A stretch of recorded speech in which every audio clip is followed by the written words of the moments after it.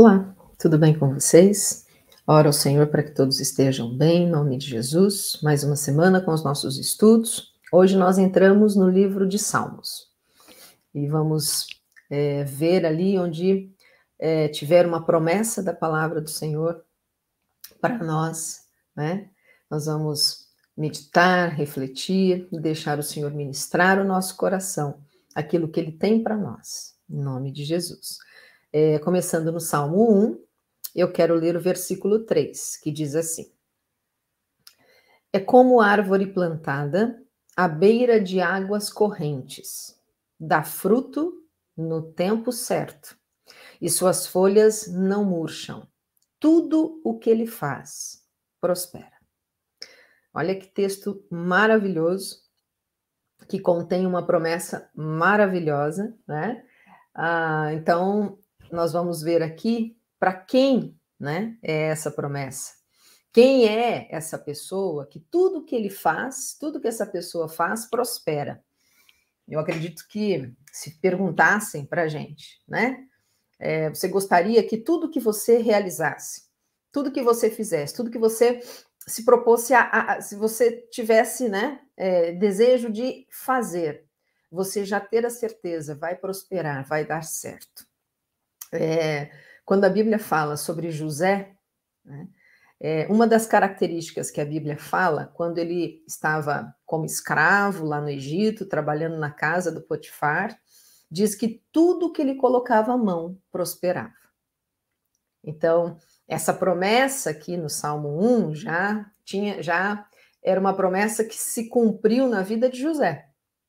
E é uma promessa aberta, né, a todos que esse salmo aqui está se referindo. Então, vamos lá dar uma olhada para ver o que esse salmo fala. O Salmo 1, ele fala sobre a diferença que existe entre o ímpio e o justo.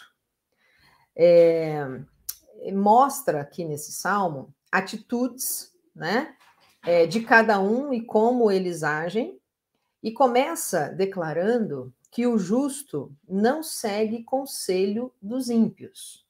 Então, aqui nesse Salmo 1, vai mostrando a diferença de comportamento, de atitude, de escolhas que o justo faz e o ímpio faz.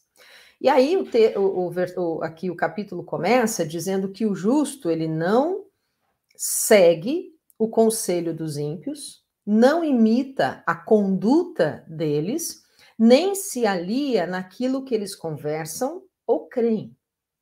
Então, aqui esse salmo ele está mostrando uma diferença muito grande, né? E dizendo: o justo é aquele que não se deixa influenciar pelo ímpio, né?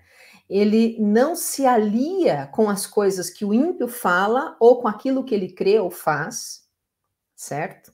Aqui é importante a gente abrir um parêntese, que esse texto não está dizendo que a gente não pode ter contato com ímpios, que a gente não pode conversar, que a gente não pode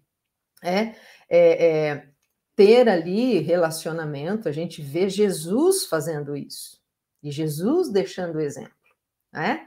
Ele comia com pecadores, ele andava, e era uma das coisas que os fariseus acusavam Jesus, né? Dizendo: você come com esses ímpios, com esses pecadores, você está constantemente com eles, né? Então, aqui o texto não está dizendo que a gente tem que se retirar e viver enclausurado, né? Só com os justos. Até porque, né, o sal, ele precisa estar onde não tem sal, para dar sabor. A diferença, né, a mudança, a transformação precisa ser justamente onde precisa. Jesus disse: eu não vim para quem se acha são, eu vim para os doentes, né? Então, aqui, o texto ele está deixando claro a questão de conduta, a questão de princípio e de postura, né, de quem influencia, não de quem se deixa influenciar. Essa é a grande questão, né? Aqui está dizendo que não senta na roda dos escarnecedores, por quê? Porque, dizendo, é aquele que se deixa influenciar por aquilo que por aquilo que os ímpios, né, que não têm Deus, que não têm os princípios de Deus, que não se importam com os princípios de Deus, fazem, falam e creem. né? Então, aqui a diferença está na postura, está no princípio que é vivido, que é estabelecido, que está estabelecido no coração de alguém que é justo porque foi justificado por Deus, não porque é justo por suas próprias obras, né? Não por a sua própria justiça. Ninguém é justo se não é justificado por Deus. Deus é justo e nos justifica, né? E quando ele nos justifica, quando ele nos salvou, quando ele começou uma obra de transformação na nossa vida, ele nos declarou justos, que são aqueles que vivem e buscam viver os princípios do reino de Deus, que amam a Deus, que desejam de todo o coração, de toda a alma, de todo o entendimento, né, agradar a Deus, viver segundo a vontade de Deus. Esses são os que o salmista aqui está dizendo, né? E são esses que não se deixam influenciar pelos ímpios, mas que têm um potencial incrível para influenciar. É isso que precisa acontecer sempre na nossa vida. Então, aqui está dizendo, né, que a conduta do justo é de não seguir conselho dos ímpios, não imitar a conduta deles, nem se aliar naquilo que eles falam ou naquilo que eles creem. Fala que a satisfação do justo está na palavra de Deus, e na palavra de Deus ele medita sempre. A palavra de Deus para essa pessoa, para esse justo, em nome de Jesus, para cada um de nós aqui, né, é que o nosso prazer é ter a palavra de Deus como nossa regra de vida, de prática, de fé. É a palavra de Deus que nos alimenta e deve nos alimentar sempre. É a palavra de Deus que deve nos direcionar qual caminho seguir, qual escolha fazer, qual a decisão a tomar. A palavra de Deus. Então diz aqui, esse justo, essa pessoa, ela tem essa característica, ela ama e ela medita na palavra de Deus. E o Salmo termina falando o fim de cada um, o fim do justo e o fim do ímpio. Diz que os ímpios não resistirão no julgamento, e o caminho deles leva à destruição. Os justos, porém, têm seus caminhos aprovados por Deus. E no meio, né, no meio ali desse salmo, nós encontramos essa promessa do versículo 3, que diz, né, de uma maneira maravilhosa, que o salmista ele faz essa comparação, né, que esse justo, ele se parece como uma árvore que está plantada à beira de águas correntes. É uma árvore que não tem as suas folhas murchas, ela dá fruto no tempo certo, porque pode vir o estio, pode vir a dificuldade que for para essa árvore, ela se alimenta dessa água corrente, então ela é uma árvore saudável. Ela não sofre, né, no tempo da estiagem, porque ela tem as suas necessidades supridas. E ela, então, tendo as suas necessidades supridas, ela pode cumprir o propósito dela com excelência, que é dar frutos no tempo certo. Então, essa comparação que o salmista faz, ele está dizendo de nós, né, do justo. Ele está dizendo que o justo é aquele que se alimenta de Deus, a fonte dele é Deus. E tem, então, aquilo que ele precisa, todas as suas necessidades supridas, porque Deus sabe o que nós precisamos. Muitas vezes nós não sabemos. E achamos que precisamos de muitas coisas e Deus faz outras, porque ele sabe realmente o que de verdade nós precisamos. Então, nós temos as nossas necessidades supridas em Deus. E quando isso acontece, nós podemos cumprir o nosso propósito com excelência. Cumprir aquilo que nós fomos chamados a viver, né, por Deus.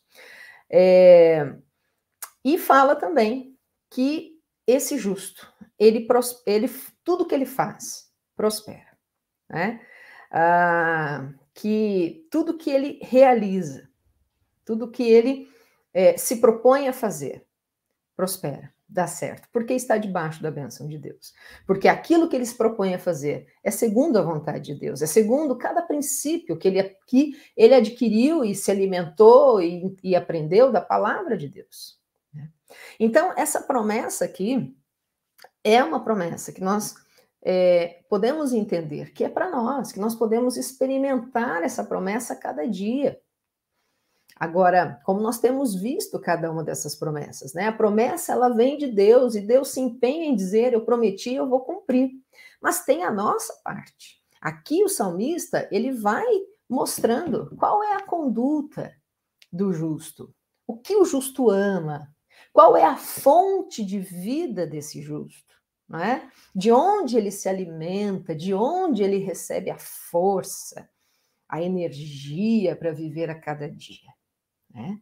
Se é em Deus, essa fonte inesgotável, com certeza, será uma pessoa saudável, uma pessoa que vai cumprir com excelência o seu propósito de vida, é uma pessoa que tudo que ela vai fazer, tudo que ela se propõe a fazer, vai prosperar. Então, que essa promessa maravilhosa que nós encontramos no Salmo 1 seja algo que a gente possa viver cada dia da nossa vida, em nome de Jesus. Vamos orar para a gente terminar? Senhor, muito obrigada pela tua palavra, muito obrigada porque o Senhor é um Deus tão maravilhoso, um Deus que faz promessas tão maravilhosas. Senhor, que nós possamos viver cada uma dessas promessas, que nós possamos viver a cada dia, que a nossa casa, a nossa família, os nossos filhos, os filhos dos nossos filhos, Senhor, possam viver cada uma dessas promessas, Pai.